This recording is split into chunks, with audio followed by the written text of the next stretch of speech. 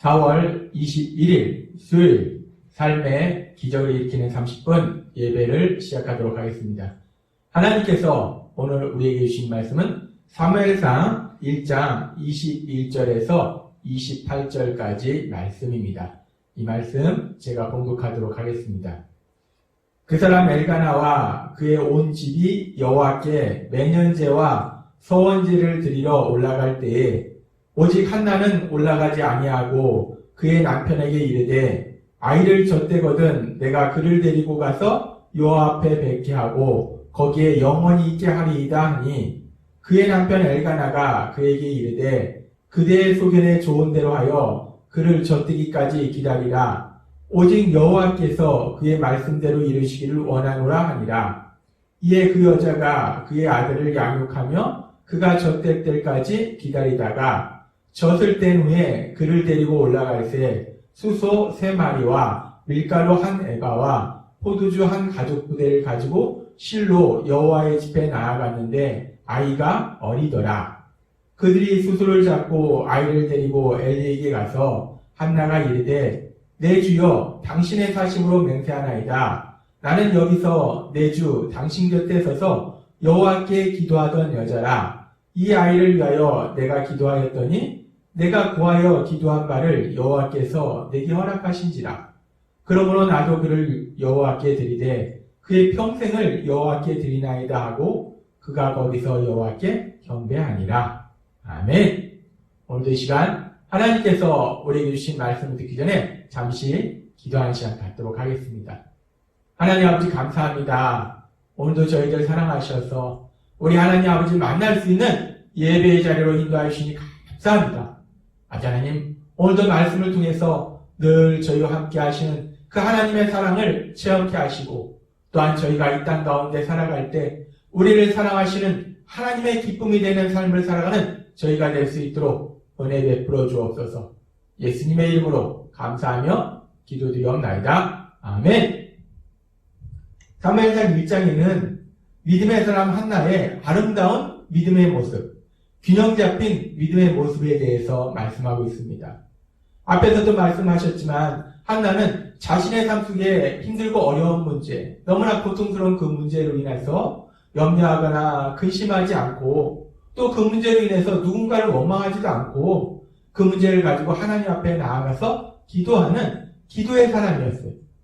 또한 한나는 그렇게 기도했다고 그 문제가 당장 해결되는 건 아닌데 아직 그 문제는 여전히 있음에도 불구하고 하나님과의 깊은 대화를 통해서 그 영적인 대화를 통해서 하나님께서 주시는 은혜로 마음의 평안을 유지하는 그런 믿음의 사람이었습니다. 또한 한나가 그렇게 하나님께 오래 기도하고 있었는데 그런 한나를 오해해서 오히려 그런 한나가 술에 취했다라고 오해하고 그런 한나를 질책했던 대제사장 엘리에 대해서 한나는 화를 내지 아니하고 온유한 사랑으로 반응하는 그런 사랑의 사람이었습니다. 한나는 기도의 사람이었고 하나님이 이루실 걸 믿는 믿음의 사람이었고 또 사랑의 사람이었어요. 참으로 균형 잡힌 아름다운 믿음의 모습을 가지고 있는 것을 우리는 사무엘상 1장의 말씀을 통해서 볼 수 있었습니다. 그리고 오늘 읽은 말씀을 통해서도 한나의 믿음이 일반적인 보통 사람의 믿음과는 다른 정말 너무나 대단한 믿음이라는 것을 우리가 볼 수 있습니다. 사무엘상 1장 25절부터 28절은 이렇게 말씀합니다. 그들이 수소를 잡고 아이를 데리고 엘리에게 가서 한나가 이르되 내 주여 당신의 사심으로 맹세하나이다. 나는 여기서 내 주 당신 곁에 서서 여호와께 기도하던 여자라. 이 아이를 위하여 내가 기도하였더니 내가 구하여 기도한 바를 여호와께서 내게 허락하신지라. 그러므로 나도 그를 여호와께 드리되 그의 평생을 여호와께 드리나이다. 이 한나가 대제사장 엘리에게 말합니다. 전에 제가 기도하던 그 여자인데 하나님이 그 기도에 응답해 주셔서 저희 이 아이를 주셨습니다. 이 아이의 평생을 여호와 하나님께 드리겠습니다. 라고 고백합니다. 그러면서 이 사무엘을 지금 이제 여호와의 전에서 자라도록 합니다. 이 사무엘이 이렇게 엄마와 떨어질 때 지금 엘리 대제사장의 손에 맡겨졌을 때 나이가 몇 살 정도 되었을까? 대부분의 성경학자들은 대략적으로 3살 정도의 나이였다라고 얘기합니다. 3살. 아이가 3살이면요, 너무 예쁩니다. 너무 귀여워요. 너무 사랑스러워요. 정말 그때는 말도 하고, 걷고, 뛰면서 아이가 하는 모든 것들이 너무나 이쁘고 사랑스러워요. 그렇게 가장 이쁘고 사랑스러운 그때에 이 한나가 이 사무엘을, 이 아이를 여호와께 그의 평생을 드린다고 고백하면서 이 아이를 하나님의 전에 맡기는 거예요. 정말 대단한 믿음입니다.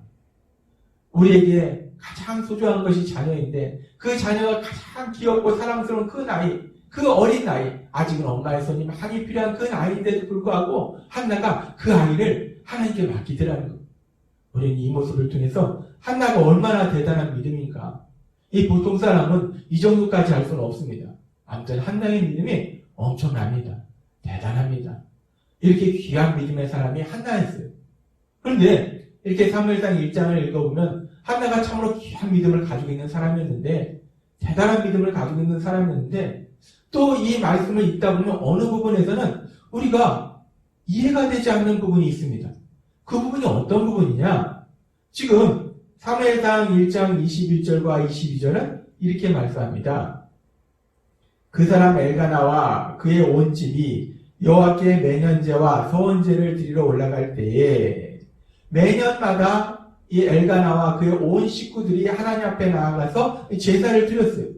그렇게 매년마다 제사를 드릴 때 한나가 실로에 제사 드리러 가서 거기서 하나님께 간절히 기도해서 그 기도의 응답으로 이제 한나가 임신하고 귀한 아들 사무엘을 얻었습니다.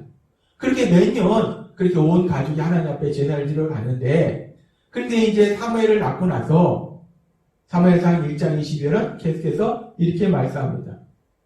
오직 한나는 올라가지 아니하고 그의 남편에게 이르되 아이를 젖대거든 내가 그를 데리고 가서 여호와 앞에 뵙게 하고 거기에 영원히 있게 하리이다 하니. 지금 그렇게 매년마다 하나님 앞에 나아가서 제사를 드리던 믿음의 사람 한나, 그래서 그 하나님께 기도해서 귀한 아들을 얻었는데, 지금 올해도 이제 때가 돼서 하나님 앞에 제사하러 온 가족이 가는데 한나는 올라가지 않는다는 거예요. 한나는 하나님께 제사하러 가지 않는다는 겁니다. 우리는 이 말씀을 읽을 때 이 말씀을 조금 더 깊게 생각해보면 조금 이해가 되지 않습니다. 아니, 그렇게 매년마다 하나님 앞에 나와서 제사를 드리던, 예배 드리던 한나였는데 그 하나님께 간절히 기도해서 이제 아들을 주셨는데, 이제 아들을 주시니까 이제 하나님 앞에 안 나가는 것인가? 한나가 너무나 힘들고 어렵게 낳은 아들이기 때문에 이 아들이 하나님보다 더 소중하기 때문에 하나님께 예배 드리러 올라가지 않는 것인가? 왜 그런 것인가? 우리는 이 부분이 쉽게 이해가 되지 않습니다. 참으로 이해하기 힘든 한나의 행동입니다. 다른 부분들은 한나가 정말 귀한 믿음의 사람이구나 라고 볼 수 있는데, 이 부분은 이건 뭐지? 한나가 분명히 믿음의 사람인 건 맞는데 이 모습은 뭘까? 우리가 굉장히 낯선 모습입니다.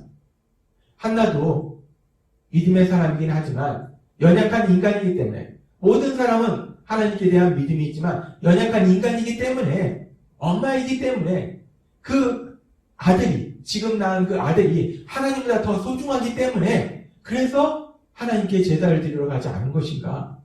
우리는 이렇게 생각해 볼 수도 있습니다. 한나가 왜 그랬을까? 왜 그랬을까? 그렇게 대단한 믿음의 사람 한나가 왜 하나님께 제사 드리러 가는 그 길에 함께 동행하지 않았을까? 우리가 참 이해할 수 없습니다. 그런데 이 부분에 대해서 성경학자들은 대부분 어떻게 해석하고 있는가? 성경학자들은 그 당시의 상황을 고려해서 이 부분을 이렇게 해석합니다.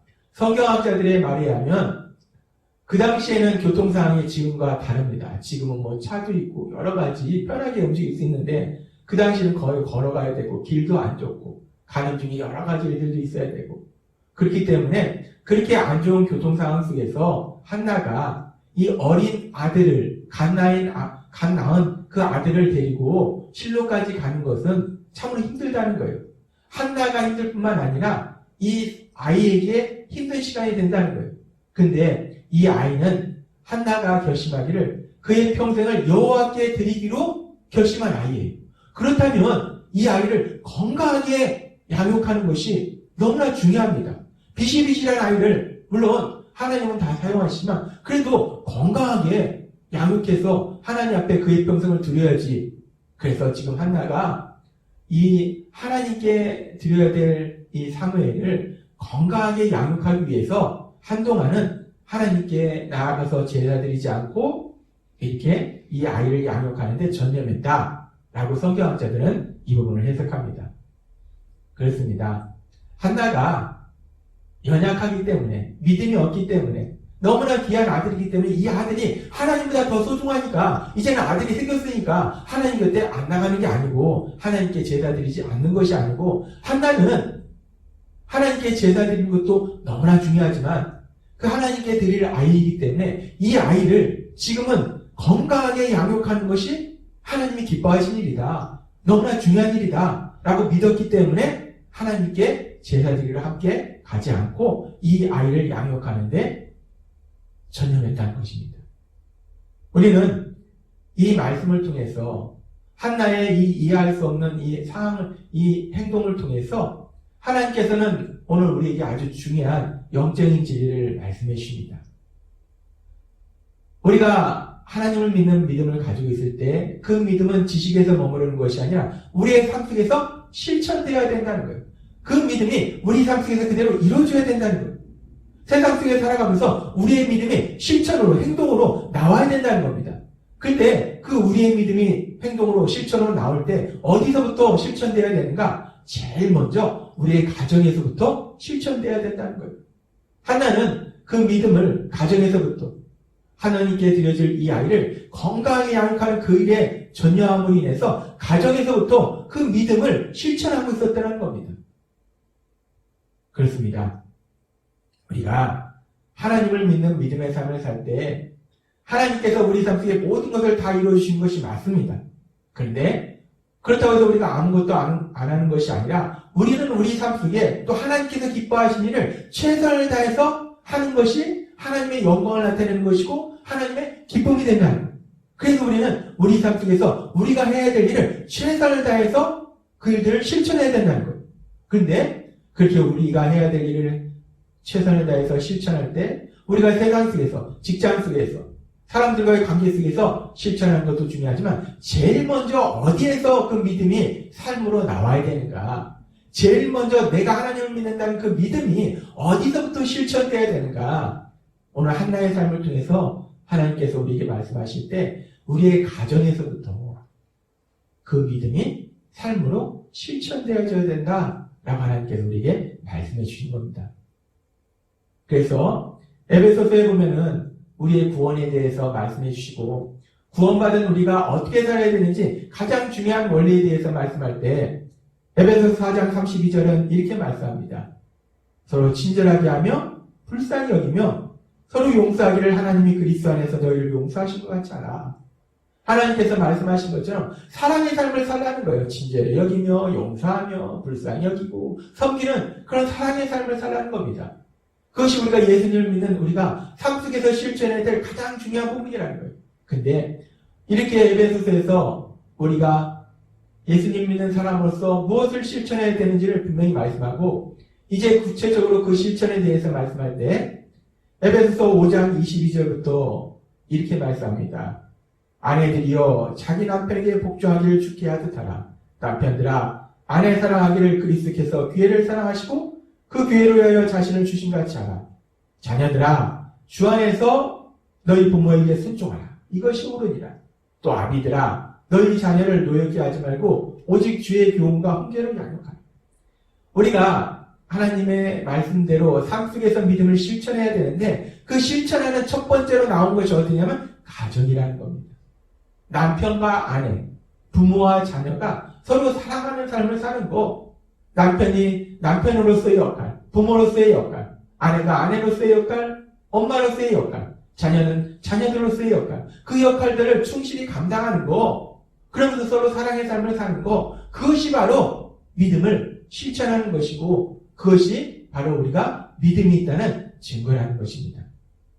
하나님께서는 오늘 한나의 삶을 통해서 우리가 이해할 수 없는 그 한나의 행동을 통해서 하나님께 제사 드리러 가지 아니하고 그 어린 아들을 양육하는 그 한나의 모습을 통해서 이건 뭐지? 라고 우리가 이해할 수 없는 그 부분에 대해서 질문할 수 있는데, 그때의 상황을 고려했을 때 한나가 그렇게 자녀를 건강히 양육하는 것도 하나님이 기뻐하신 일이구나. 그것이 삶 속에서, 가정에서 믿음을 실천하는 거구나 라는 것을 우리에게 깨닫게 하셨어요.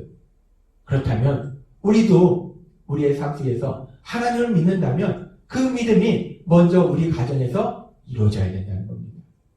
내 가정에서 먼저 내가 믿음의 사람이 실천돼야 된다는 거예요. 내가 믿음의 사람이라는 것을 누가 알 수 있어야 되는가? 물론 하나님이 가장 정확하게 아시지만 사람으로서는 내 가족이 먼저 나를 믿음의 사람으로 인정할 수 있어야지 어떻게 보면 우리가 참된 믿음의 사람이라고 볼 수 있다는 거예요.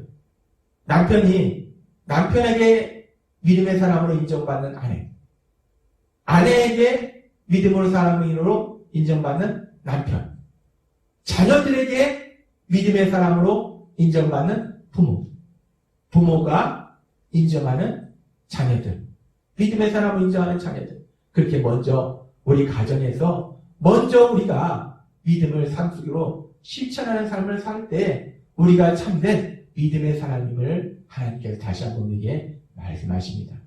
믿음은 지식이 아닙니다. 믿음은 실천입니다. 하나님께서 오늘 우리에게 주신 말씀처럼 우리가 먼저 하나님에 대한 그 믿음을 우리 사랑하는 가족이 있는 그 가족 안에서, 가정 안에서 먼저 그 믿음을 실천할 수 있는 여러분이 되시기를 주님의 이름으로 축원합니다. 기도하겠습니다. 하나님 아버지 감사합니다.